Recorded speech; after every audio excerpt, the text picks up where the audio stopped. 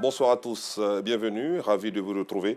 Parlons éducation pour ouvrir ce flash d'information. Plus de 1000 candidats ont été déclarés admis au baccalauréat session 2024. Après l'euphorie des célébrations, les nouveaux bacheliers doivent faire face à un virage important dans la réalisation de leurs projets professionnels. Il s'agit de l'orientation. Pour les aider donc dans leur choix, un salon de l'orientation a été organisé. Notre reporter Abdoulaziz Guira nous en dira un peu plus dans la grande édition. Direction la commune de Marcory pour parler littérature. Le Cercle des plumes ivoiriennes veut apporter une touche particulière à la littérature dans notre pays à travers le Festiplume, un festival du livre pour valoriser les acteurs de la littérature. Ils l'ont fait savoir au cours d'une conférence de presse. Les détails avec Justin Kouassi et Joël Gosset.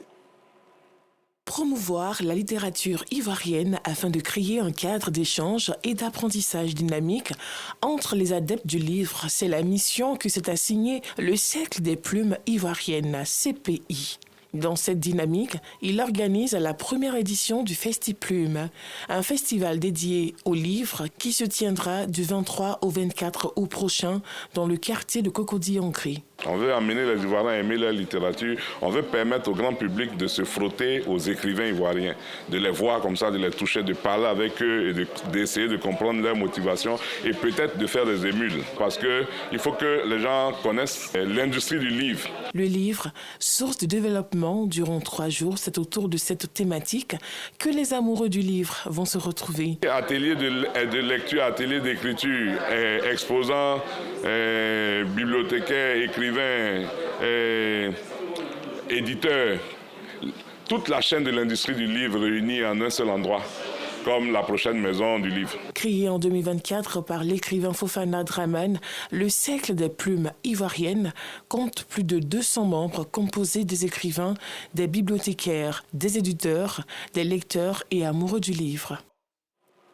Un mot de religion dans ce flash, dans la commune de Yopougon, la paroisse Saint-Marc a célébré le dimanche dernier les 40 ans d'anniversaire du mouvement CVAV. Au total, plus de 36 nouveaux membres ont bénéficié du port du foulard, symbole d'ascension personnelle. La cérémonie s'est soldée par une ambiance de fête, selon nos reporters Justin Kouassi et Asita Diara.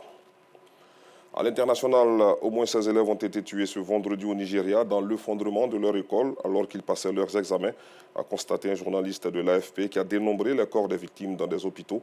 Les autorités de Jos ont indiqué que plusieurs élèves ont été tués dans l'effondrement de l'école Sainte Académie, située dans l'état du Plateau, dans des salles de classe. Tous portaient des uniformes scolaires. Toujours sur le continent, en Algérie, le suspense était mince, mais il a duré. Cette fois, les choses sont claires. Le chef de l'État a officiellement annoncé hier sa candidature à l'élection présidentielle du 7 septembre prochain. Il va briguer donc un second mandat. Le président sortant, Abdelmadjid Tebboune, l'a annoncé dans une déclaration à la télévision algérienne à l'issue d'un entretien accordé à un journaliste local.